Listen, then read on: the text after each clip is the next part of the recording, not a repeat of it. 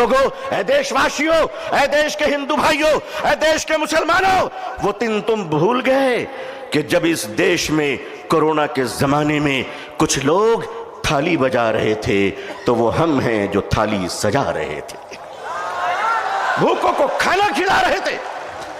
ہم نے کیا نہیں کیا اس ملک کے لیے؟ ارے تم نے ہمیں کچھ نہیں دیا، تم نے ہمیں ریزرویشن نہیں دیا، پھر بھی ہم نے تمہیں اے پی جے عبدالکلام دیا ہے۔ زمین پہ آپ کی نظر کیوں پڑ گئی؟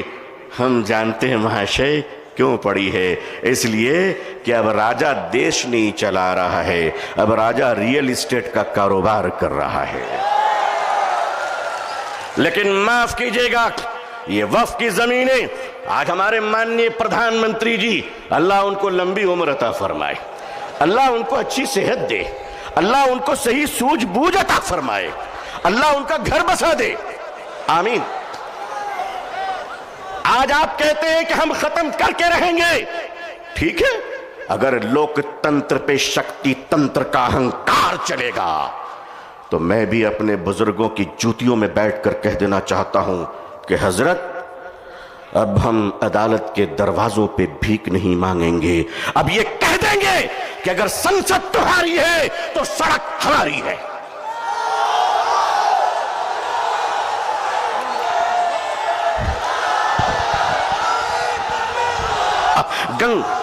اے میرے دیش کے ہندو بھائیوں، جس گنگا کے پوتر جل سے تم اشنان کر کر پوجا کرتے ہو، اسی پوتر جل سے ہم بھی وضو بنا کر مسجدوں میں نماز پڑھتے ہیں۔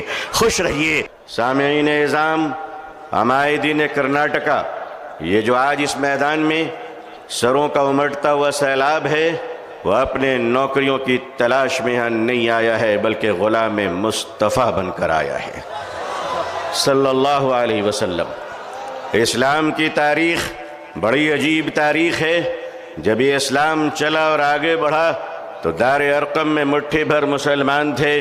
مکے کے مشرکوں نے کہا ہماری تعداد کے سامنے ان کی حقیقت کیا ہے؟ اسلام آگے بڑھتا رہا، ابو جہل نے کہا بڑھنے نہیں دوں گا۔ اسلام نے ہجرت کی مکے سے اور مدینے پہنچا تو عبداللہ بن ابی بن سلول نے کہا بڑھنے نہیں دوں گا۔